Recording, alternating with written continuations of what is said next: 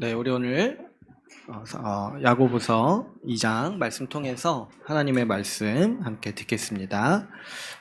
우리가 오늘까지 수련의 말씀 같이 복습하기로 했는데요. 지난주에는 시험회 때 우리가 어떻게 믿음으로 시험을 해석하고 받아들여야 하는지에 대해서 이 야고보서의 권면을 같이 함께 나누었습니다. 오늘은 우리가 수련회 때 나눴던 것처럼 그 야고보서의 아주 중요한 주제죠. 믿음으로 산다는 것이 어떤 것인지, 우리가 믿음으로 행하는 것이 어떤 것인지에 대해서 우리가 같이 함께 나누고자 합니다. 크게 이제 두 가지 주제를 가지고 우리가 야고보서 말씀을 통해서 수련회 때 말씀을 드렸어요. 먼저는 이제 차별하지 말라는 이 주제가 있었고, 또 우리가 마지막 날에 들었던 거는 이 말에 대해서, 이 말을 악한 말을 하지 말고 이 덕을 세우라는 권면을 우리가 같이 함께 들었습니다. 그래서 이 두 가지 주제를 가지고 오늘 좀 정리하면서 같이 말씀을 나누고자 하는데요.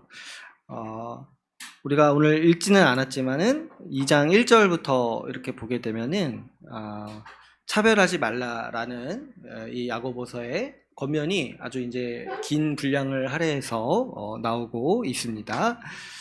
우리 1절 말씀을 한번 보면은 2장 1절 말씀을 보면은 이렇게 얘기를 하죠. 영광의 주, 곧 우리 주 예수 그리스도에 대한 믿음을 너희가 가졌으니 사람을 차별하여 대하지 말라, 이렇게 말하고 있죠.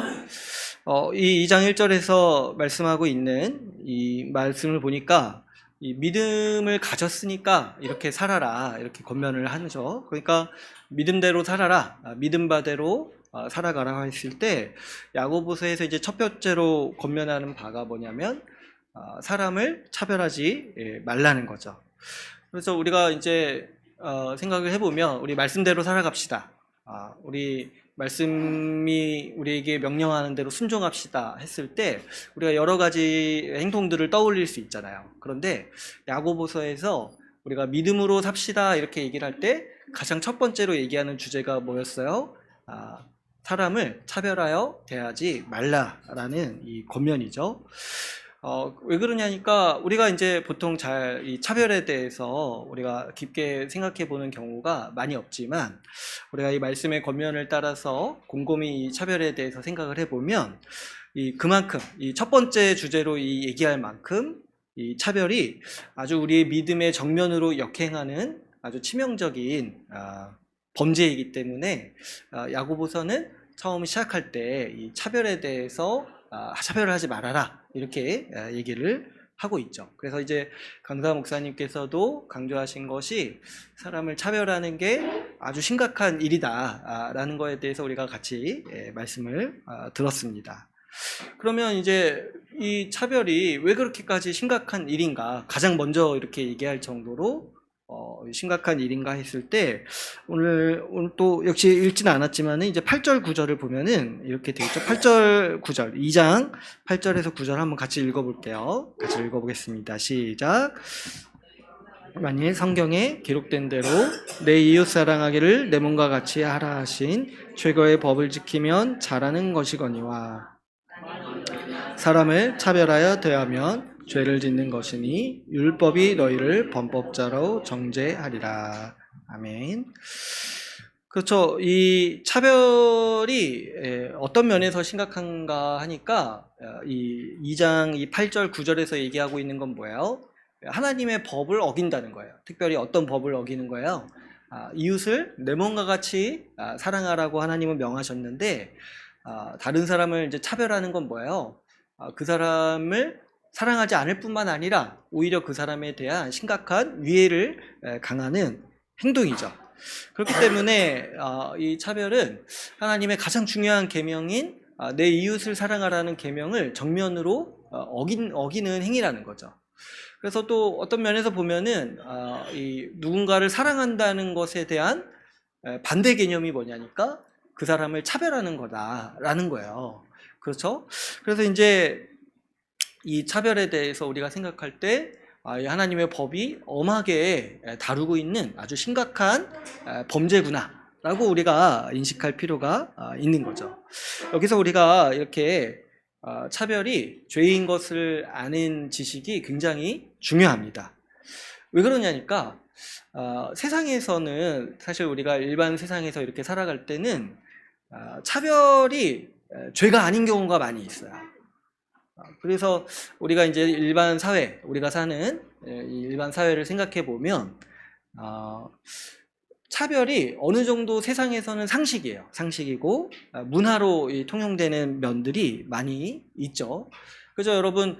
우리도 이렇게 살다 보면은 약간 이제 익숙하지 않은 사람들을 만났을 때 좀 대하기가 힘들고 좀 되도록이면 좀 피하고 싶은 마음들이 있잖아요. 뭐 우리나라도 보면 요즘에 뭐 외국인들이 많아지니까 또 외국인에 대한 어떤 안 좋은 여론들도 생기고, 또 우리 한국 사회는 또 전통적으로 그 지역 감정 이런 게 굉장히 강하잖아요. 그래서 이제 어떤 지역 사람들을 차별하는 거를 어때요? 아주 당연시하고 사는 거예요. 그래가지고 이제 어렸을 때부터 어떻게 보면 이 차별은 학습되고 우리 안에 아주 이렇게 밀접하게 내재되는 그런 문화의 한 측면일 수가 있는 거예요. 그러니까 우리에게 있어서, 이 인간에게 있어서 차별이라는 거는 내가 차별 안 한다고 누가 이렇게 자신 있게 말할 수가 없다는 거죠. 그래서 잘 생각해 보면은 우리는 숨 쉬듯이 다른 사람을 차별하고 사는 사람들인 거예요. 그래서 뭡니까, 이 차별이 죄라는 거를 모를 수가 있어요. 모를 수가 있어요. 심지어 그래서 이 교회 역사도 보면은 교회도 얼마나 다른 사람들을 차별하면서 살아와 있는 그런 역사들이 있는지 몰라요. 옛날에 이제 인종차별 심했을 때는 흑인 교회, 백인 교회 이렇게 따로 있었다고 하잖아요. 근데 그렇게 하면서도 그게 죄라는 의식이 별로 없어요. 왜 그러냐니까 원래 그런 사회에서 살다 보니까 사람을 그렇게 구별해서 할 수 있는 거에 대해서 그것에 대한 문제의식이 별로 없는 거죠. 또 어렸을 때부터 그런 문화권에서 큰다고 한번 생각해 보세요. 그러면 아주 그런 이제 고정관념이 어렸을 때부터 생기기 때문에 아주 이렇게 그것을 사람이 인식하는 것이 굉장히 어렵죠. 그러니까 우리가 이 말씀에서 차별이 죄다라고 이렇게 말하는 게 이 세상의 지혜가 아닌 거예요. 성경이 아니면은 여러분, 우리는 다른 사람을 차별하는 게 죄라는 거를 인식하기가 굉장히 어려운 사람들이라는 거죠. 그래서 우리가 이 야고보서 말씀의 이걸 딱 기억할 때, 믿음대로 살라고 했을 때 첫 번째로 사람을 차별하여 대하지 말라라고 이렇게 말씀하는 게 우리가 이 세상에서는 들을 수 없는 하나님의 지혜다. 하나님의 말씀이 아니면 우리가 가지고 있는 이 차별의 마음이 죄라는 거를 우리가 인식하기가 힘들기 때문이죠. 더군다나 여러분, 이 차별이 얼마나 우리가 따져보면 심각한 죄냐니까, 특별히 우리에게 더 그래요. 우리에게, 하나님의 백성에게 차별은 아주 이 하나님의 법을 어기는 것이기도 하지만 또 하나님의 은혜를 정면으로 거스르는 이 범죄이기도 합니다. 왜 그러냐니까 여러분, 우리가 이 하나님께 구원받은 은혜, 하나님께 받은 은혜를 이제 가만히 잘 살펴보면은 이런 식으로 또 표현할 수가 있어요. 우리가 받은 이 은혜는요, 하나님께서 우리를 차별해서 구원해 주신 은혜예요. 차별해서. 여러분, 그 이스라엘 백성을 한번 생각해 보면은 이스라엘 민족은 그 원래 태생이 어때요? 그 애굽에서, 이집트에서 노예살이 하던 민족이었죠. 그래가지고 이제 못 살겠다, 괴롭다 해가지고 하나님이 이 출애굽을 통해서 구원해 주신 민족이잖아요. 그래가지고 어떻게까지 하셨습니까? 가나안 땅에 들어가서 땅을 분배해서 그 땅에서 일해서 자기 소산을 먹을 수 있을 정도로 하나님께서 이스라엘 백성의 이 지위와 복을 아주 격상시켜준 민족이 이 이스라엘이에요. 그렇죠. 그래서 이제 이스라엘 민족 자체가 원래 노예였고 차별대우 당하던 사람들이었습니다. 그런데 그런 민족을 하나님이 특별히 불쌍히 여기셔서 그 노예살이, 그 차별을 막아주실 뿐만 아니라 아주 공평하게 그 가나안 땅에 들어가서 모든 사람에게 필요에 따라서 땅을 분배해 주셨어요. 그래서 이 율법에서 이제 명하는 게 뭐냐면 너희들끼리는 노예를 만들지 말아라. 그리고 또 특별히 하나님께서 명하신 게 뭐냐면 나그네를 잘 대접하라고 했어요. 왜 그러냐니까 너희가 예전에 애굽에서 노예살이 하던 때를 기억해라. 그러면 내가 너희에게 이런 은혜를 베풀었는데 너희가 오히려 외국인들을 차별하고 푸대접하면 너희가 도대체 이게 정신이 있는 거냐. 물론 이런 건 성경에 없어요. 하여튼 이건 제가 심정적으로 표현한 건데, 그러니까 말이 안 되잖아요. 그죠? 하나님 보시기에 말이 안 되는 거야. 내가 노예인 너희를 구원해 줬는데 너희가 막 노예를 만들고 너희가 막 외국인이라고 차별하면 그게 어떻게 하나님의 은혜를 입은 백성으로서 합당하냐. 그래서 이 율법을 보면은 나그네를 선대해라. 그리고 그 같은 민족끼리 노예로 삼지 말아라. 그렇죠? 이게 얼마나 하나님을 욕보이는 짓입니까? 하나님이 노예 상태에서 구원해 주셨는데 같은 민족끼리 막 이렇게 좀 돈 없다고 해가지고 노예로 삼아요. 그러니까 이제 이런 것들을 하나님께서 법으로 막아주시고 막고 율법에서 이렇게 그런 일을 하지 말라라고 명하신 거죠. 그래서 이스라엘 민족이 외국인을 차별하는 거는 정말 막가는 거예요. 이 하나님 베푸신 은혜에. 그렇기 때문에 하나님께서 거기에 대해서 크게 실망하시기도 하고 진노하시기도 하신 거죠. 근데 여러분 이제 우리도 마찬가지입니다. 우리도 이렇게 신분상으로 보면, 성경에서 구분하는 신분상으로 보면은 우리는 태생적으로 어때요? 이방인이잖아요. 이방인이면은 이 하나님의 은혜에 있어서 불리한 점이 많습니다. 뭐냐면 하나님의 약속을 몰라요. 약속을 맺은 민족이 아니기 때문에 하나님의 약속을 모르고 어렸을 때부터 우리가 뭐 하나님의 말씀을 배우지도 못하고 그래서 소망도 없고 하나님을 의지할 수도 없는 그런 태생을 갖춘 민족이 우리 같은 이방인들이 가진 아주 큰 어려움이죠.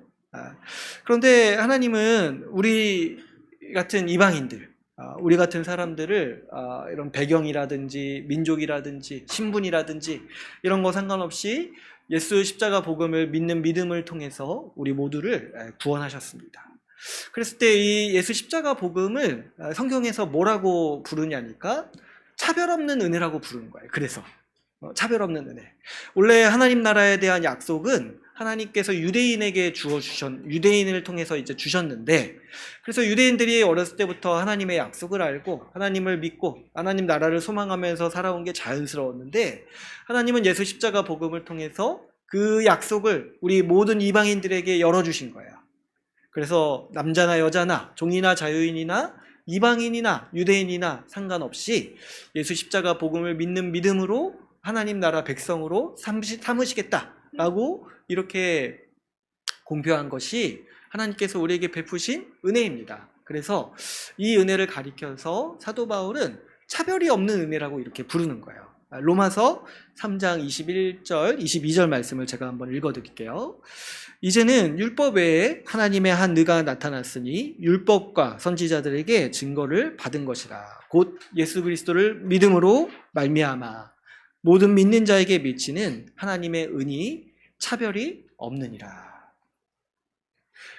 그래서 여러분, 우리가 하나님께 받은 구원의 은혜가 뭐냐면 하나님께서 우리를 차별해서 건지신 은혜라는 거예요.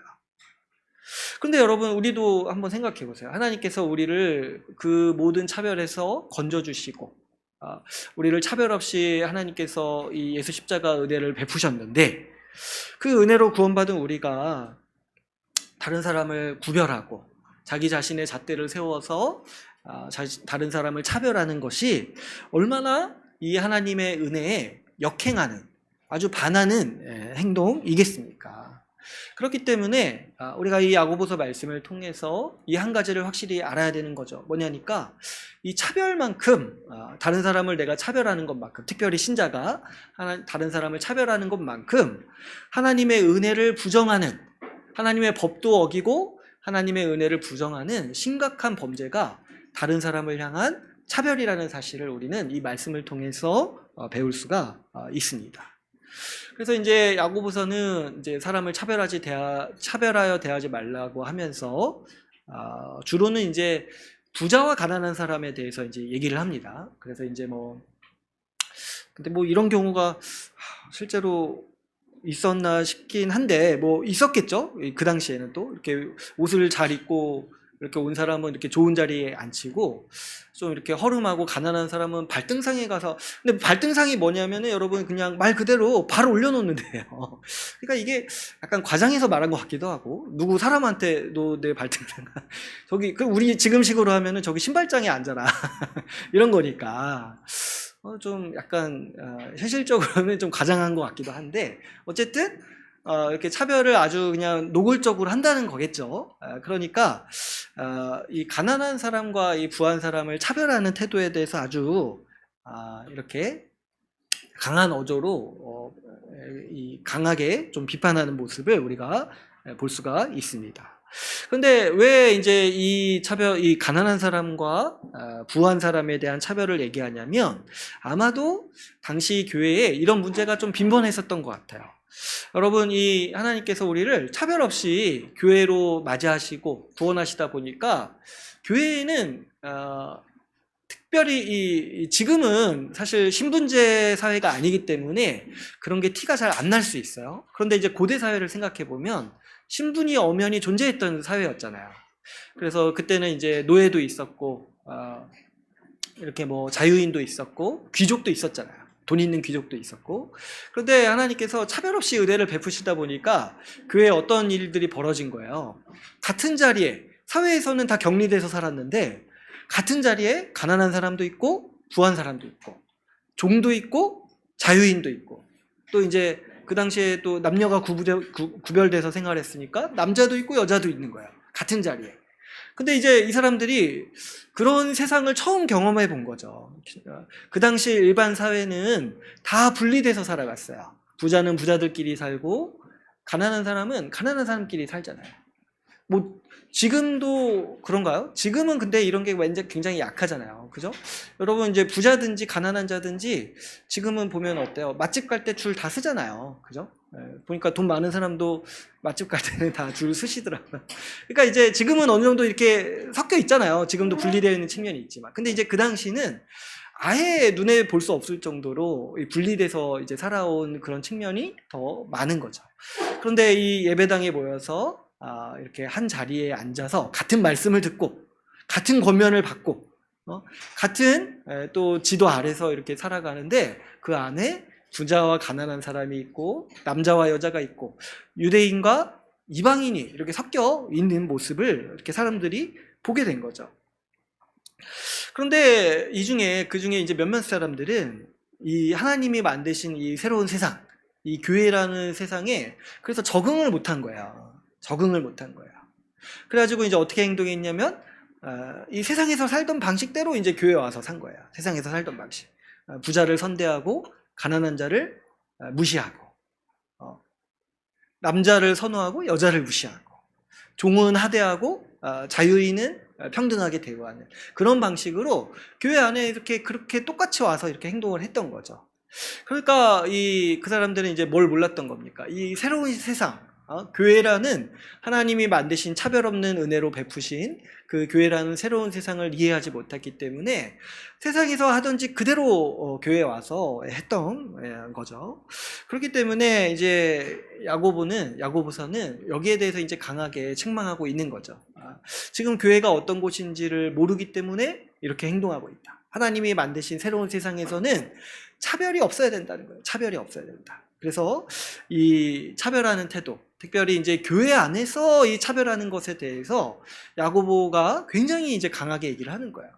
교회 안에서 어떻게 밖에서 살던 모습 그대로 교회 안에 와서 행동하냐는 거죠. 그래서 이 차별은 결국에 또 어디까지 이렇게 가냐니까 교회를 부정하고 업신여기는 태도이기도 하다는 거예요. 하나님이 교회라는 새로운 세상을 만드셨는데 그 세상에 부정응해가지고 바깥 세상에서 하던 그런 이제 악행을 교회에서 이렇게 하는 것에 대해서 아주 이제 야고보서가 강하게 책망하고 있습니다. 그래서 이제 우리가 이런 말씀을 생각할 때 우리는 물론 여러분, 우리 신자는 모든 우리 삶에서 우리 만나는 사람들을 차별하지 말아야겠어요. 그런데 더욱더 우리가 어떻게 해야 되냐니까 이 교회 안에서는 더욱더 우리가 그런 태도가 나오지 않도록, 그런 태도로 살지 않도록 우리가 삼가야겠습니다. 그런데 이제 문제가 있다라면은 아까도 제가 얘기했다시피 이 차별이라는 태도가, 이 차별이라는 삶의 자세가 생각보다 우리 삶 깊숙하게 자리 잡고 있다는 거예요. 아까도 이제 제가 말씀을 드렸지만 우리가 사는 방식 자체가 어떻게 보면은 차별적인 삶의 자세일 수가 있어요. 우리가 사는 방식 자체가, 우리가 쓰는 단어, 우리가 쓰는 말투, 우리가 행동하는 이런 문화, 이런 것 자체가 아주 차별적인 행동일 수 있어요. 그렇죠? 우리 인종차별이 있었던 그런 미국 같은 데 보면은 그 영화 같은 데 보면은 나오잖아요. 그 흑인들이 쓰는 화장실 따로 있고 흑인들이 쓰는 물컵 따로 있고 아주 이렇게 분리돼서 이렇게 생활을 하잖아요. 근데 여러분, 그런 사회에서 어렸을 때부터 자란다고 생각해 보세요. 그러면 그게 그냥 당연해 보이잖아요. 근데 그것과 마찬가지로 우리한테도 그런 모습들이 얼마든지 있을 수 있다는 거예요. 그래서 이 차별은 우리가 어렸을 때부터 학습하는 이 세상의 악이라고도 할 수가 있어요. 그렇죠? 그래서 이제 여러분, 곰곰이 우리가 살면서 그래서 잘 생각해 봐야 돼요. 내가 어떤 면에서 좀 사람을 차별하고 있는가, 좀 의식하고 있는 것도 있을 수 있어요. 내가 살면서 이런 사람들, 특별히 이제 우리 사회도 보면은 그 외국인들이 이제 많잖아요. 그래서 외국인들 보면 내가 좀 약간 뒤로 물러서고 좀 싫고, 이런 마음 자체가 그게 뭐예요?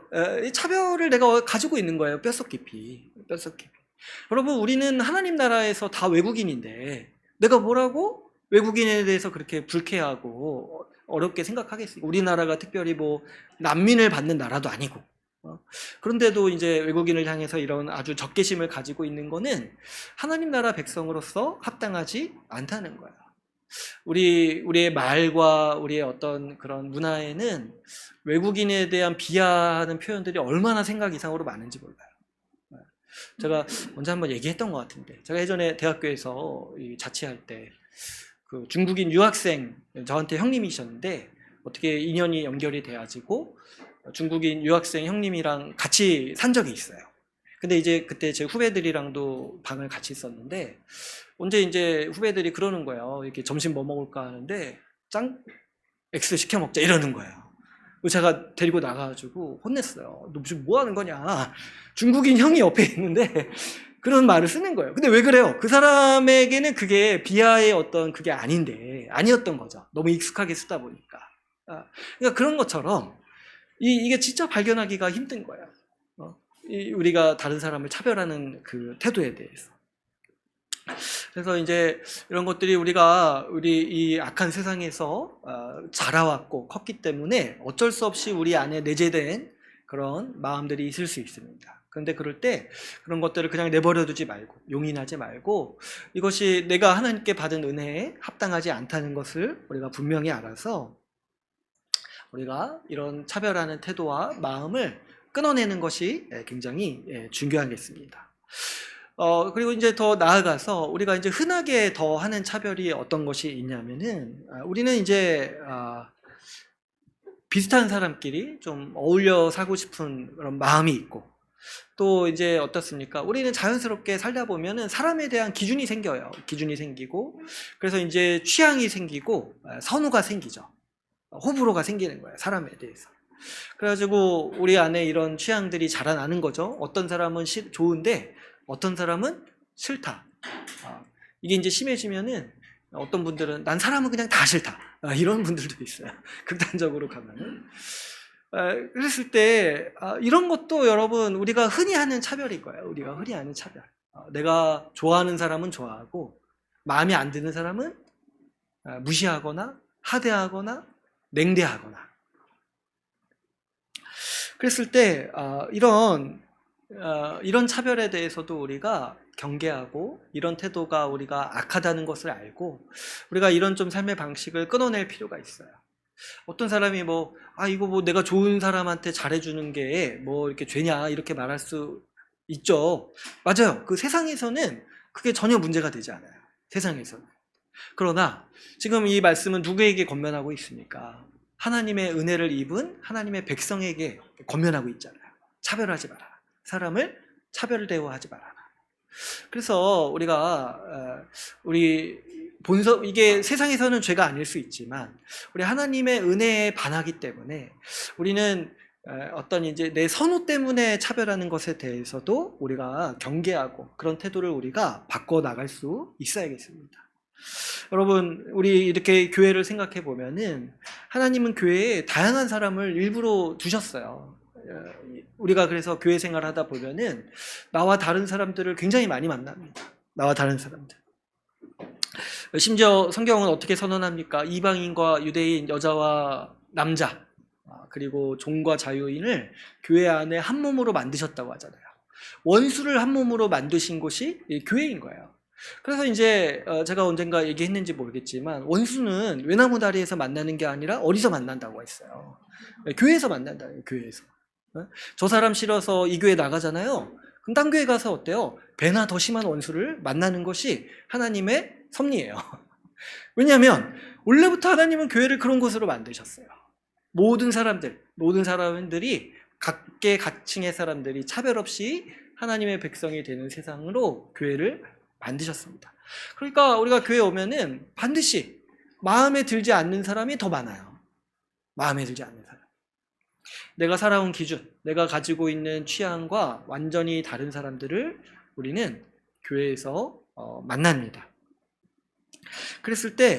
그럴 때 하나님께서 우리에게 요구하시고 원하시는 바가 뭐겠습니까? 이 교회 안에서 내가 가지고 있는 이 차별의 벽을 우리가 깨기를 원하시는 거예요. 예수 그리스도가 이미 그 벽을 허무셨어요. 십자가에서 우리가 서로를 차별 대우하는 그 악행을 허무셨습니다.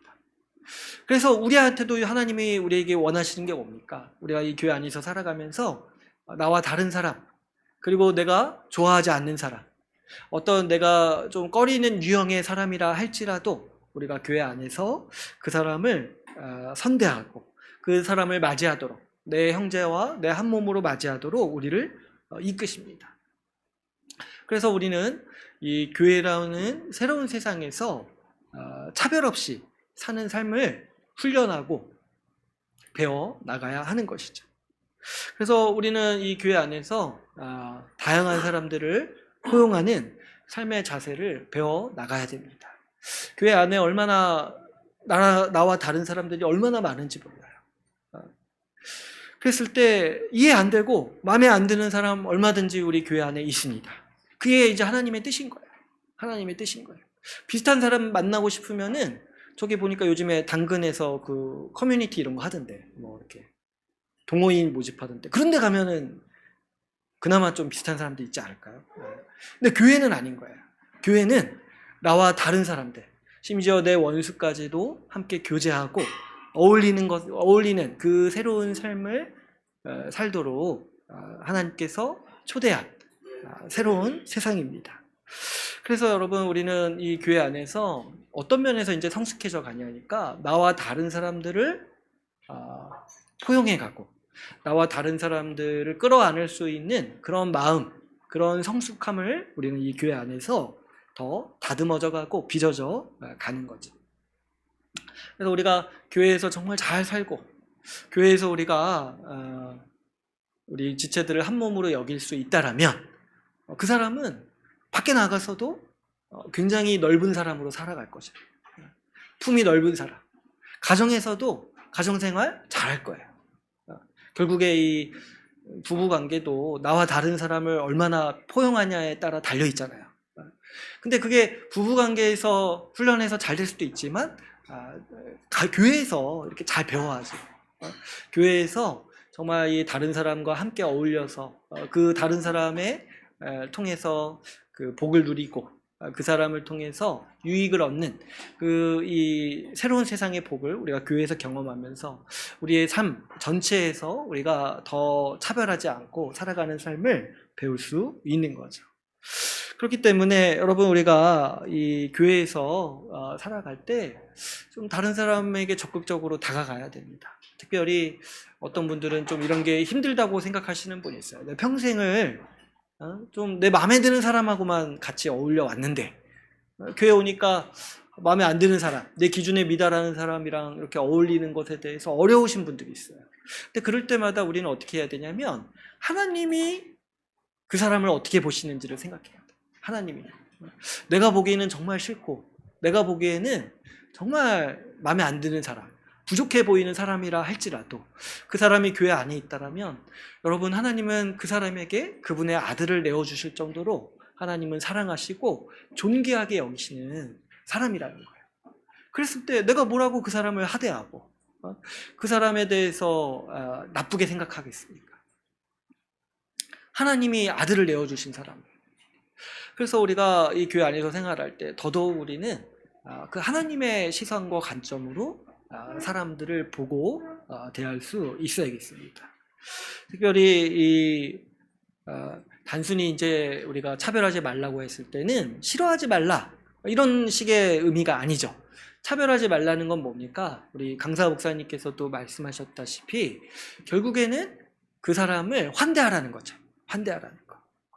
그러니까 차별하지 말라고 해서 그냥 그런 분들도 있어요. 그냥 모든 사람을 무시하는 사람도 있어요. 차별 없이 무시하시는 분들도 있어요. 그러니까 이제 그냥 냉대하는 거죠. 누구 이렇게 차별 대화하지 않는 게 아니라. 근데 그런 게 아니라 모든 사람을 환대할 수 있도록 내 삶에 초대하고 내 가정에 초대하고 그 사람을 환영해주고 그 사람을 향해서 적극적으로 다가갈 수 있도록 우리가 우리 교회 안에서 만나는 다른 사람들을 적극적으로 환대할 수 있도록 우리가 이 차별의 태도를 극복해야겠습니다. 그래서 우리가 이렇게 차별하는 죄에 대해서 이것이 신자에게 합당하지 않다라는 야고보서의 권면을 같이 함께 살펴봤는데요. 또 우리가 수련회 때 믿음으로 사는 삶에 대해서 배웠던 거는 특별히 이제 말에 대한 권면을 같이 함께 나눴습니다.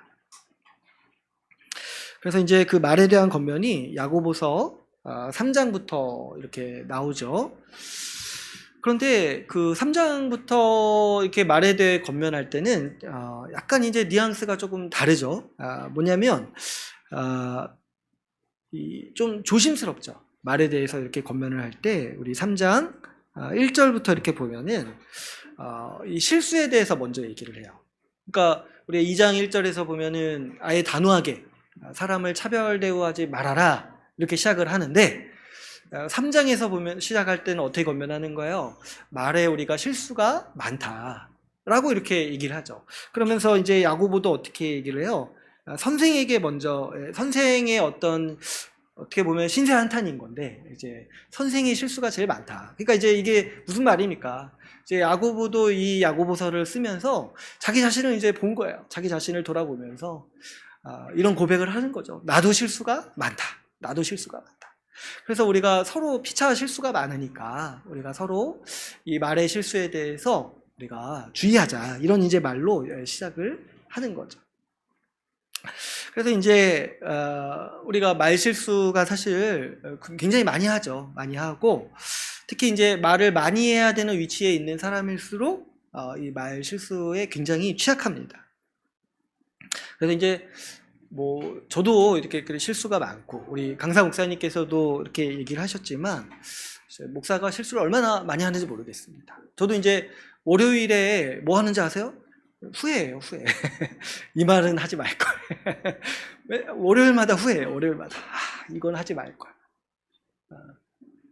월요일에, 정말. 월요일은 저한테 후회의 날입니다. 그래가지고 이 말 하지 말걸. 근데 뭐 시간을 돌릴 수도 없고 요즘에 또 유튜브에 또 박제도 되고 해가지고 뭐 내가 그래서 지워달라고 편집해달라 할 수도 없고. 하여튼 이제 실수가 많고 좀 어렵습니다. 그래서 이제 우리 강사 목사님께서도 그 얘기하시면서 목사의 실수를 우리가 좀 너그럽게 봐줘야 된다 했을 때 저도 위로가 많이 됐어요. 위로가 많이 되고 여기 보면은 뭐 지옥의 심판이 있다 뭐 이런 말씀이 있잖아요. 더 큰 심판이 있다. 3장 1절. 그래서 이제 목사의 실수하는 말 실수를 너무 진지하게 듣지 말고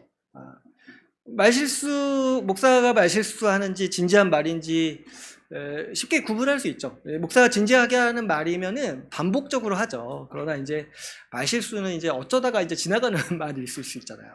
근데 이제 제가 보면은 사람이 참 재밌는 게 좀 그런 게 있어요. 이렇게 좀 강조해서 말하는 거는 좀 귀담아 안 듣고 어쩌다가 지나가면서 하는 말을 그 사람이 진심인 것처럼 생각하는 경향이 좀 있어요. 근데 이거는 진짜 너무 우리가 말에 좀 이 맥락을 생각을 해보면 그럴 수가 없죠. 우리 말실수는 그냥 말실수인 거죠. 그냥 이제 그 강사 목사님께서 말씀하신 것처럼 그냥 좀 이렇게 좀 분위기를 좀 재밌게 만들고 싶어서 이렇게 지나가는 말로 할 수도 있고, 그냥 이렇게 그냥 떠오르는 말 생각을 할 수도 있는데, 그거를 그냥 너 평소에 이런 마음 갖고 있었어? 이렇게 보는 거는 굉장히 좀 사람과 사람 사이를 굉장히 어렵게 만드는 태도인 거죠. 그러니까 좀 우리가 이런 말실수에 대해서 생각을 할 때 너무 그렇게 예민하게 받아들이지 않았으면 좋겠어요. 특별히 이제 목사의 말도 우리 강사 목사님께서 이렇게 얘기하신 것처럼 좀 말실수처럼 느껴질 때 그냥 좀 걱정해 주시고, 그러다 심판 받으실 텐데 이제 걱정해 주시고, 뭐 이렇게 밥도 사 주시고. 그러니까 지난주에 창대네 가정이 저한테 밥 샀던 것 같은데. 뭐 그런 건 아니죠? 아무튼 이제 좀 이제 너그럽게 봐주시면 좋겠는데, 좀 덧붙여서 말씀드리고 싶은 거는 이 목사의 말뿐만 아니라 우리 그냥 일반 사람들의 말도 우리가 좀 너그럽게 받아들일 수 있는 마음을 품으셨으면 좋겠습니다. 왜 그러냐니까, 이 야고보서 말씀에서 권면하듯이 우리가 서로 인정할 거가 있죠. 뭐냐니까 피차 말실수를 우리가 한다는 거야, 서로가. 근데 이제 어떤 분들은 그 말 한마디에 너무 예민하게 반응을 하고, 말 한마디에 지나가면서 들은 말, 그리고 말도 아니고 그냥 단어 하나에 이렇게 꽂혀가지고 그 단어 때문에 그냥 몇 개월을 그냥 기분 나빠하면서 보내시는 거 있어요. 그래가지고 아까 제가 방금 말씀드렸다시피 속으로 그렇게 생각을 하는 거예요. 이 사람의 평소 생각이구나. 근데 그렇지 않죠, 사실은 그렇지 않고, 말실수가 우리가 많습니다. 말실수가 많기 때문에 피차 나도 하잖아요. 나도 하니까 다른 사람의 그런 지나가는 말, 좀 흘리는 말 때문에 너무 고통받지 마시고, 그걸 너무 귀담아 듣지 마세요. 너무 귀담아 듣지 마세요. 그런 게 있어요. 여러분, 우리가 좀 너무 예민하고 우리가 우리 삶의 질이 많이 떨어지는 이유 중에 하나가 뭐냐면, 기분 나쁜 일 하나 생겼을 때, 기분 나쁜 말 하나 들었을 때 그걸 계속 붙잡고 있으니까 하루 종일 기분이 나쁜 거예요. 좀 우리가 털어버릴 건 털어버리죠. 근데 털어버릴 것 중에 우리가 말실수로 들은 것들은 사실은 이제 털어버리기가 굉장히 쉽습니다. 그렇기 때문에 누군가 이렇게 지나가는 말로 이렇게 했다고 해야지고 너무 그거 가지고 오래 붙들고 있지 말고, 우리가 정직하게 할 말이 있으면은 정직하게 이렇게 본격적으로 하고, 제가 이제 한번 예전에도 말씀드렸지만, 지나가는 말로 이렇게 툭툭 던지거나 가시는 말을 하면 안 되죠, 우리도. 그런데 듣는 사람도 뭐예요? 너무 그 상대방의 말실수를 크게 듣지 말고 우리가 서로 피차 용납하는 그런 이제 좀 문화를 우리가 교회에서 세워 가야 됩니다. 또 한편으로 야고보서는 3장 3절부터 이제 권면하는 거는, 이 말을 그럼에도 불구하고 우리가 말의 실수가 많지만은 실수라고 해서 그냥 넘어가지 말고 어떻게 해요? 이 말을 길들이기 위해서 힘써야 된다라고 권면하고 있습니다. 그래서 이제 말을 다스리기 위해서 힘써라 이렇게 얘기를 하면서 이제 몇 가지 비유를 드는 거죠. 그래서 이제 4절에 보면은 이 말은 배의 키와 같다. 그래서 그 말에 따라서 인생의 방향이 결정된다는 거예요. 또 5절에서 6절은 뭐예요? 말은 사르는 불과 같다. 그래서 이 말 한마디, 말 때문에 인생이 망한다는 거예요. 인생에 불붙는 거예요. 근데 이 불이 나만 태우겠습니까? 불은 계속 사르잖아요. 그러니까 다른 사람도 태워버릴 정도로 이 말은 어때요? 우리 인생을 좌지우지하는 힘이고, 또 다른 사람에게까지 그 불을 번지게 할 수 있는 큰 파괴력을 가지고 있기 때문에 우리 인생의 관건이 어디 있냐니까 말을 제어하고 이 말을 다스리는 것에 우리 인생에 아주 큰 향방이 달려 있다는 것이죠. 그래서 이제 이 야고보서의 권면을 잘 살펴보니까 우리가 이 말을 절제하고 제어하는 게 우리가 살아갈 때 가장 중요한 훈련이라는 거죠. 그렇죠? 우리가 이제 간과하기 쉽지만은, 그래서 이제 제가 옛날부터 생각했던 것이, 우리 어린 아이 때부터 언어 습관 같은 거 잘 가르쳐야 돼요. 특히 이제 우리 한국 사회에서 청소년들이 욕을 너무 많이 해요. 욕을 너무 많이 해요. 그 욕이 없이 대화가 안 될 정도로 너무 많이 해요. 그래가지고 그런 문화에서 큰 사람이 교회 오면은 깜짝 놀란다 하잖아요. 쓰는 말이 달라가지고. 예전에 제가 사회복지사로 일할 때 한 분이 군대에 있다가 사회복지사 된 분이 있었어요. 그래서 그분이 왜 진로를 바꿨냐고 하니까, 자기가 군대에 있다가 이 사회복지사들과 교제할 일이 있었는데 쓰는 말이 너무 달라가지고 자기가 충격을 받았다는 거야. 아, 저기는 다른 세계구나. 군대에서 험한 말 하다가 서로 이렇게 사회복지사들끼리 선생님 이렇게 부르는 거 보니까, 야, 나 저기 무리에 속하고 싶어가지고 자기가 진로를 바꿨다는 거야. 그죠? 그러니까 그 정도로 말은 하나의 그 세계를 표방하고 그 문화를 아주 표방하는 중요한 도구예요. 그렇기 때문에 우리가 우리 삶을 생각할 때 다른 어떤 것보다도 말을 훈련해야 된다는 거예요. 말을. 건강을 위해서 우리가 몸을 가꾸고 뭐 다이어트도 하지만은, 그보다도 더 중요한 거는 뭐냐면 우리 말을 길들이기 위해서 우리가 힘써야 하는 것이죠.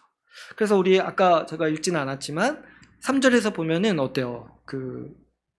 말들의 입에 재갈 물리는 것은 우리에게 순종하게 하려고 그 온몸을 제어하는 것이다. 이렇게 얘기를 하잖아요. 그죠? 제가 이번 수련회 때 이게 진짜 오래 남더라고요. 재갈을 진짜 저도 처음 봐가지고, 이게 시청각 자료가 효과가 진짜, 이게 되게, 이 말씀이 되게 오래 남더라고요. 그러니까 어때요? 우리 인생 전체를 훈련하고 제어하는 데 있어서 가장 중요한 게 뭐예요? 우리 말을 제어해야 된다는 거예요.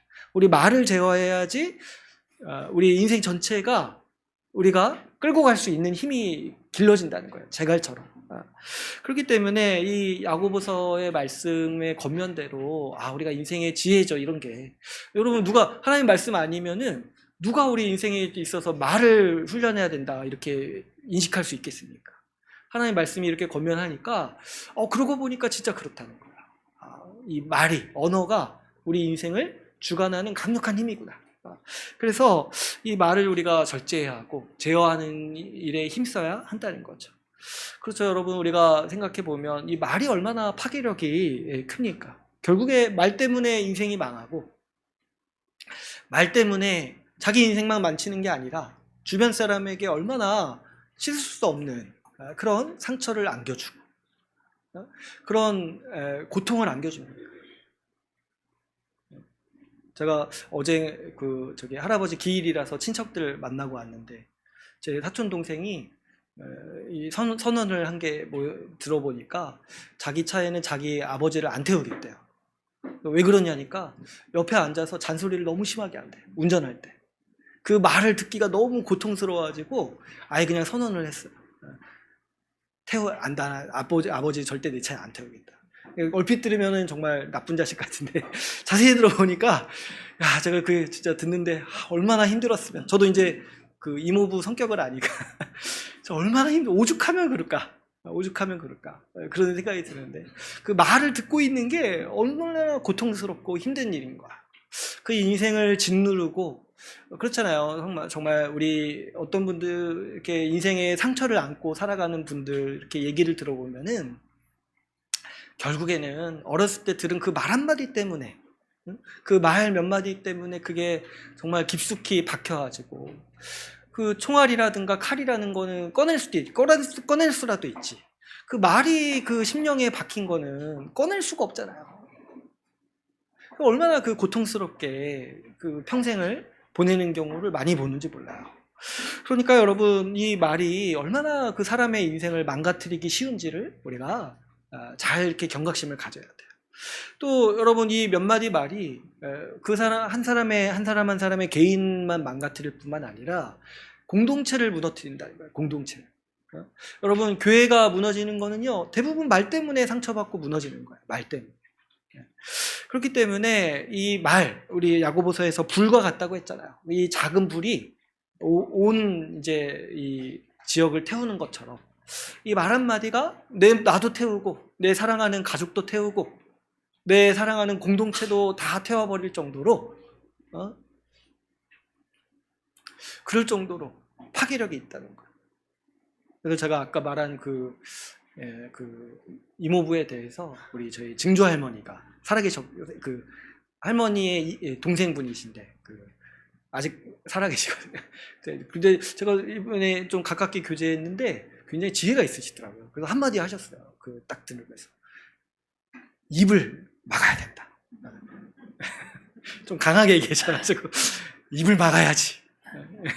그래야지 그 사람이 사는지 이렇게 얘기하시는데 제가 너 진짜 이게 오래 사는 거를 진짜 무시를 못하는 거예요. 너무 교회를 안 다니신데도 야고보서의 지혜를 어느 정도 알고 계시는 거예요.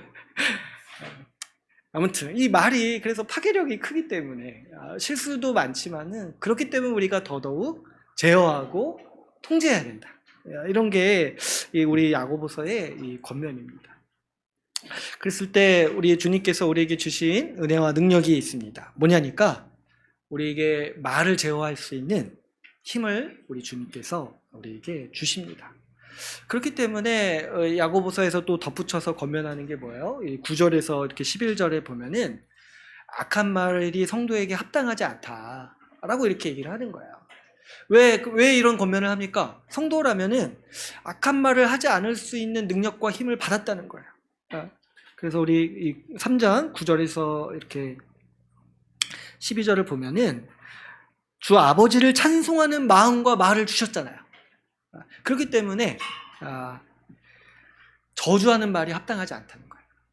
우리가 말로 덕을 세우고 말로 선한 일을 할 수 있는 능력을 하나님께서 우리에게 주셨기 때문에 우리에게 저주하고 악한 말을 하는 것이 우리에게 합당하지 않다라고 야고보서는 우리에게 권면을 하고 있습니다. 그렇죠, 여러분. 하나님께서 우리에게 주신 은혜와 그 능력을 생각을 해보면 하나님은 우리에게 세상 사람들이 가질 수 없는 능력을 주셨어요. 뭐냐니까 마음을 바꿔주셨어요. 마음을. 우리의 죄된 본성과 마음을 주님께서 바꿔주셨습니다. 자기만 알고 자기를 위해 살아가는 우리의 마음을 하나님을 사랑하고 지체를 섬기는 마음으로 바꿔주셨어요. 그런데 결국에 이 말이라는 거는 어디에서 나옵니까? 마음에서 나오잖아요. 마음에서. 우리의 마음을 바꿔주신 것 자체가 하나님은 우리에게 말을 제어하고 말을 우리가 통제할 수 있는 힘과 능력을 주신 것과 마찬가지라는 거예요. 말을 바꾸려고 할 때 말을 죽었다 깨나도 못 바꾸는 분들이 있어요. 어떤 분들이 못 바꾸냐니까 악한 마음을 가지고 있는 분들은 말을 못 바꿔요. 악한 마음을 그대로 가지고 있는 분들. 다른 사람을 향해서 적개심을 가지고 있는 분이 실제로 자기 그 말을 바꿀 수 있겠습니까? 노력을 학원 다니면 바꿉니까? 어디 생각해 보세요. 어디 조폭들이 말만 바꾼다고 한번 생각해 보세요. 그렇게 할 수 있겠냐는. 마음에는 악한 것이 가득한데 다른 사람을 향한 적개심과 선한 마음으로 말을 이렇게 할 수 있겠냐는 거예요. 그러니까 하나님은 우리에게 근본적으로 말에 대한 근본적으로 마음을 바꿔주셨기 때문에 이제 우리는 조금만 훈련하면 된다는 거예요. 조금만 우리의 마음으로 다른 사람을 향해 선하게 말하고 또 다른 사람을 향해 덕을 세우는 말을 우리는 충분히 할 수 있도록 우리 하나님께서 우리가 훈련할 여지를 남겨두신 게 이 말인 거예요. 그래서 야고보서는 우리에게 말을 훈련하라, 말을 절제하라 이렇게 우리에게 권면하고 있는 거죠. 근데 여기에 좀 더 한 가지를 덧붙이고 싶은 거는 뭐냐면 그럼에도 불구하고 이 말에는 또 어떤 작용이 있냐면 우리의 마음을 조성하는 힘도 있어요. 이 말 자체에도. 그러니까 원리적으로 하면 어때요? 마음에서 말이 나오니까 가장 중요한 건 마음이 바뀌는 거죠. 근데 그거는 이제 하나님께서 우리에게 주신 선물이란 말이에요. 하나님께서 예수 그리스도의 보혈로 우리의 마음을 바꿔주셨어요. 근데 예수님께서 또 여기에 대해서 이제 가르치신 말씀이 있는데 뭐냐면 이런 말씀을 하셨어요. 우리 이제 나중에 마태복음에서 배울 텐데 사람이 먹는 것이 사람을 더럽히는 것이 아니라 사람의 입 밖으로 나오는 것이 사람을 더럽힌다라고도 얘기를 하셨어요. 이 말은 무슨 말입니까? 마음으로 우리가 말을 표현하기도 하는데 그 역도 가능하다는 거예요. 바꿔 말하면 우리가 말 때문에 우리 마음이 바뀌기도 한다는 거예요. 우리가 내뱉는 말 때문에. 그래서 여러분, 그래서 말은요, 가만 생각해 보면 우리의 마음을 조장하기도 해요. 그래서 이제 훈련이 필요한 거죠. 말에는 여러분, 우리가 다 알다시피 쾌감이 있어요. 그러니까 한번 내뱉으면은 시원함도 있고 쾌감도 있고. 근데 이제 말이 한번 내뱉어지는 순간 어떤 작용이 있냐면 그 마음이 커져요. 그 말에 대한 마음이 커져요. 그래서 어떤 사람은 자기가 슬픈 마음이 있는 데는 눈물이 안 나오는데 말로 하는 순간 눈물이 나오는 분이 있어요. 왜 그렇습니까? 말로 내뱉는 순간 그 감정이 커지는 거예요. 그 말이 마음을 또 영향을 미치기 때문에. 그래서 이제 야고보서 말씀처럼 우리가 이 언어 습관을 훈련하는 거, 우리가 악한 말을 절제하려고 힘쓰는 게 그래서 중요한 겁니다. 우리의 마음도 바꿀 수 있기 때문에. 그래서 여러분 한번 생각해 보세요. 내가 사랑하는 사람에게 계속 욕한다고 생각해 보세요. 내가 막 욕을 하면서 그 사람을 향한 사랑하는 마음을 계속 가지고 있을 수가 없어요, 사람이. 그렇기 때문에 여러분, 우리가 이 말의 습관을 바로 잡아야 되는 거예요. 바로 잡아야 돼. 하나님이 우리에게 대부분 해주셨어요. 마음을 바꿔주셨으니까. 근데 이제 우리에게 중요한 건 뭐냐면 하나님이 막 바꿔주신 이 선한 마음을 우리가 말로써 표현하고 그 말로써 덕을 세우는 훈련을 우리가 해야 되고 그런 의지를 가지고 살아야 하는 것이죠.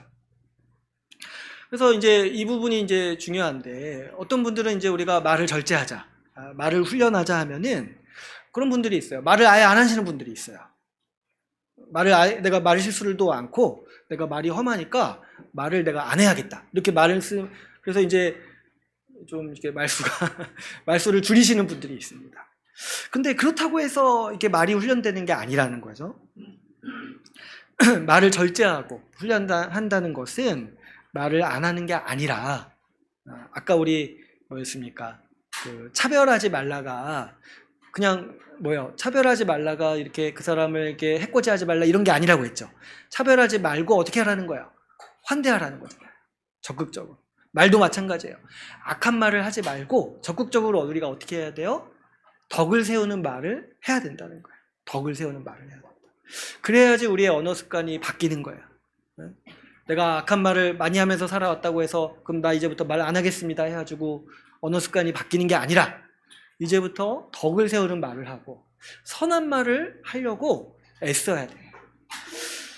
그렇죠, 여러분. 우리가 불이 위험하다고 해가지고 나 이제부터 불 사용 안 하겠습니다 이렇게 말하면 얼마나 어리석은 사람입니까? 불을 잘 사용해서 얼마든지 선한 일을 할 수 있잖아요. 마찬가지로 말은 잘못 사용하면은 치명적이지만 우리가 결국에 다른 사람을 섬기고 다른 사람을 돕는데 가장 강력한 도구 중에 하나가 말인 거예요. 특별히 하나님은 우리 이 신자의 말에 능력을 주셨습니다. 여러분, 우리가 예수 십자가 복음을 알고 하나님이 우리에게 하나님 말씀을 주셨고 우리에게 진리를 주셨잖아요. 그렇기 때문에 우리 말에는 능력이 있어요. 왜 그래요? 우리는 복음을 말할 수 있고 진리를 말할 수 있고 예수 십자가 복음을 말로 할 수 있잖아요. 이게 얼마나 큰 능력이고 힘입니까? 그럼 왜 말을 안 하려고 하냐는 거예요. 우리는 계속 복음을 말해야 되고 말씀을 말해야 되고 진리를 말해야 돼요. 우리에게 또 다른 사람을 사랑할 수 있는 마음, 다른 사람을 섬기고 다른 사람을 위할 수 있는 마음을 우리에게 주셨잖아요.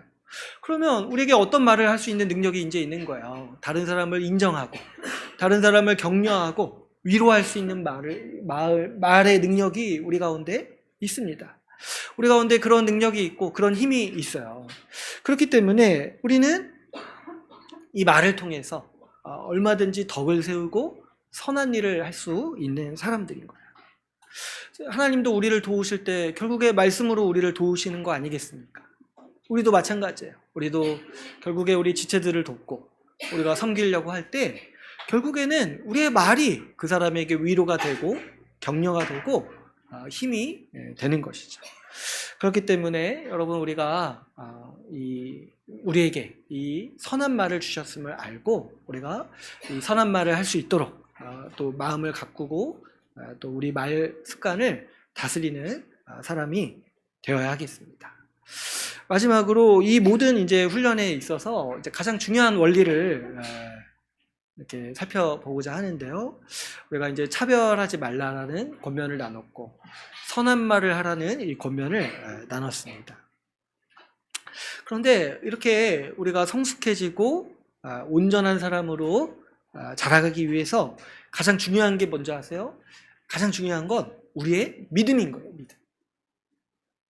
믿음이 있어야지 우리가 차별하지 않고 환대하는 사람으로 성숙할 수 있고, 믿음이 있어야지 우리가 악한 말을 하지 않고 선한 말을 할 수 있는 사람으로 성숙할 수 있습니다. 우리가 주님을 향해서 참된 믿음을 가지고 있을 때, 그래서 우리는 필연적으로 이런 성숙한 사람으로 성장해 나가는 거죠. 왜 그러냐면 우리 이 야고보서의 가장 중요한 메인 가르침이 있죠. 그게 뭐예요? 믿음과 행위가 하나라는 거잖아요. 믿음과 행위가 하나다.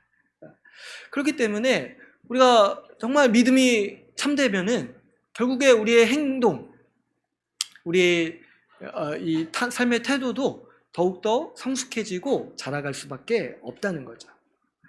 그런데 어떤 분들은 오늘날의 많은 분들이 그런 생각, 아주 왜곡된 생각을 하시는 분들이 있어요. 뭐냐면 내가 주님을 믿지만 자기는 잘 안 변한다라고 굳게 믿는 사람들이 있습니다. 또 한편으로 이런 분들도 있어요. 주님을 믿지만 말씀대로 사는 것이 어렵다고 여기는 사람들이 있습니다.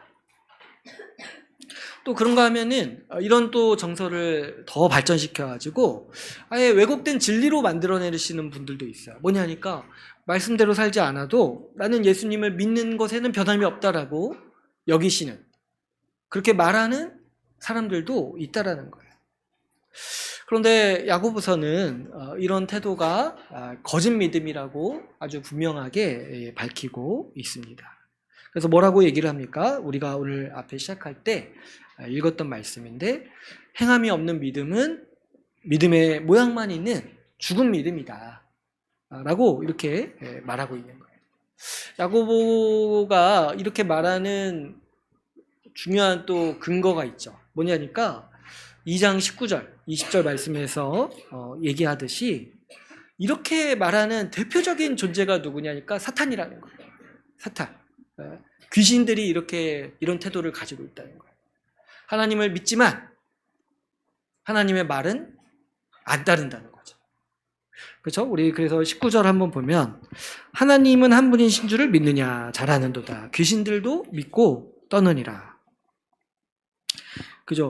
여러분, 우리가 마태복음에서도 예수님의 시험할 때 나눴지만은 하나님의 존재를 그 영광을 가장 잘 아는 존재가 사탄과 귀신만큼 그렇게 하기도 힘들다 했잖아요.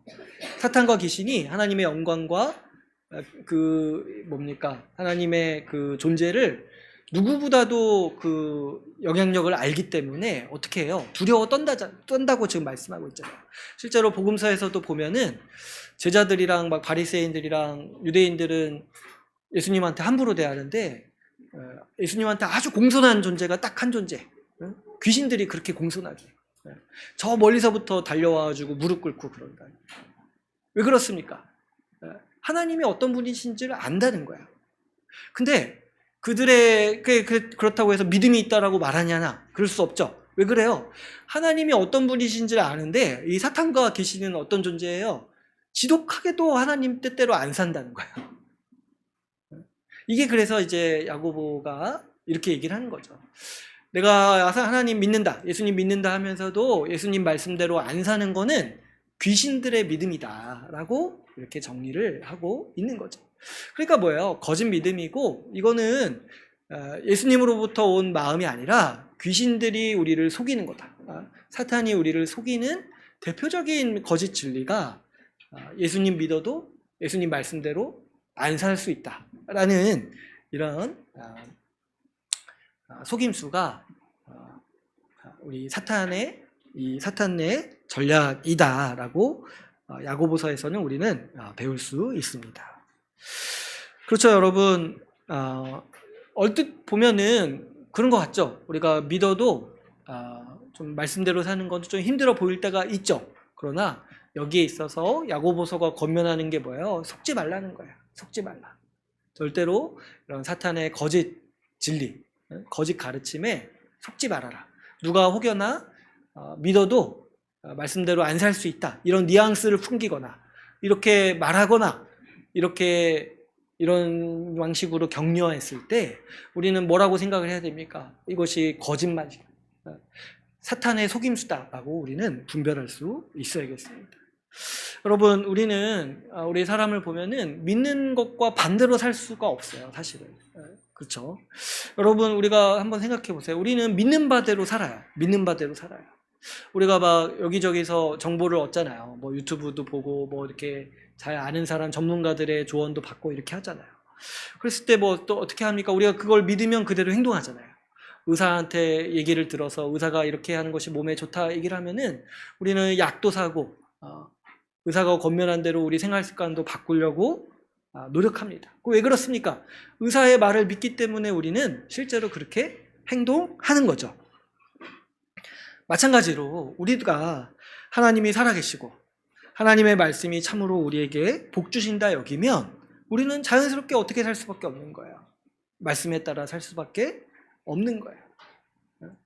내가 그 사람 믿는다 하면서 내가 주님 믿는다 하면서 주님 말씀대로 안 사는 건 뭡니까? 그냥 복잡하게 생각할 거 없이 우리가 안 믿는 거죠. 그러나 우리가 예수님을 믿고 예수님의 말씀이 가장 지혜롭다는 걸 믿으면 우리가 그 말씀대로 살아가는 것이 필연적으로 자연스럽게 우리 삶에 이루어지는 것입니다. 그렇기 때문에 우리가 말씀대로 살 때 또 말씀에 따라 합당하게 우리가 성숙해져 갈 때 다른 어떤 것보다도 중요한 건 뭐냐면 우리가 제대로 믿는 거예요. 그래서 성경에는 뭐 몇 주 훈련 이런 게 안 나오는 거예요. 뭐 언어 교정을 위한 뭐 한 달짜리 교정 어떻게 하는지 야고보서가 안 쓰잖아요. 왜 그렇습니까? 우리가 예수 그리스도의 말씀을 믿으면 된다는 거예요. 믿으면 우리는 자연스럽게 우리가 그렇게 이 야고보서 말씀대로 성숙해져 갈 수 있다는 것이죠. 여러분, 우리가 생각을 해보면 우리가 매주 말씀을 듣잖아요. 매주 말씀을 듣고 또 주중에도 말씀을 같이 나누면서 우리가 말씀의 뜻을 헤아리고 말씀을 우리 삶에 적용합니다.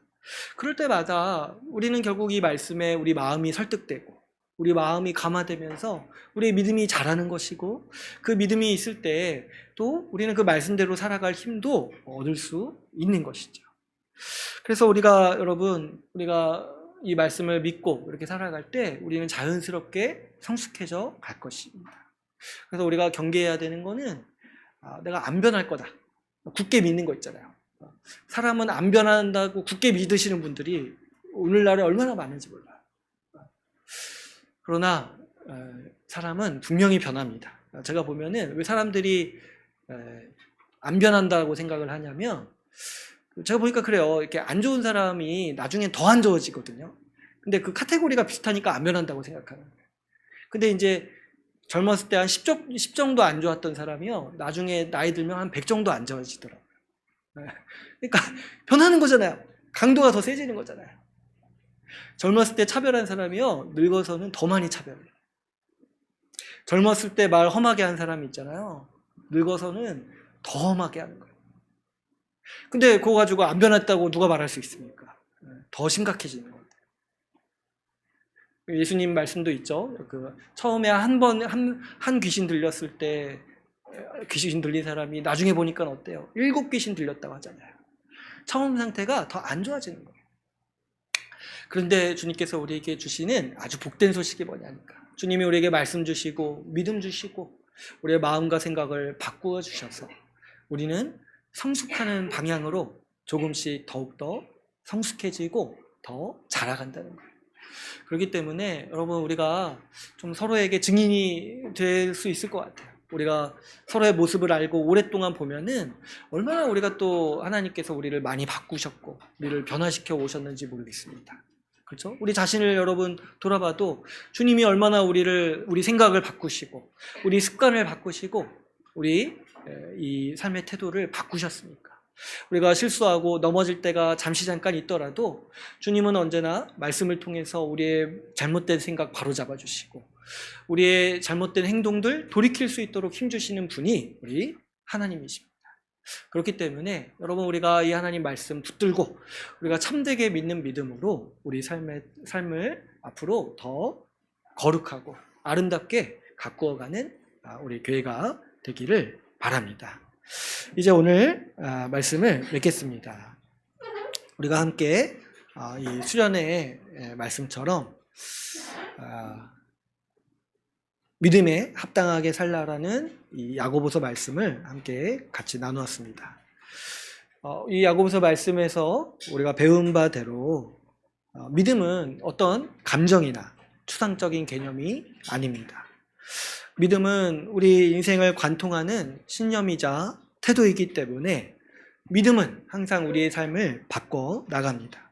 구체적으로는 야고보서의 말씀처럼 우리가 다른 사람을 대하는 태도를 바꾸고 우리의 말을 바꿉니다. 믿음은 차별을 일삼던 사람에서 다른 사람을 환대하는 사람으로 우리를 변화시킵니다. 믿음은 거친 말을 일삼던 즐기는 사람에서 덕을 세우는 말을 하는 사람으로 우리를 바꾸고 변화시켜 나갑니다. 우리는 이 믿음의 여정에서 이런 방향으로 성숙하고 자라갈 것입니다. 여러분, 우리에게 이런 복된 변화를 주신 하나님을 찬양하면서 참되게 믿는 우리 주의 나라 교회가 되기를 간절히 소망합시다. 오늘 말씀을 마치고 같이 함께 기도하는 시간 갖도록 하겠습니다.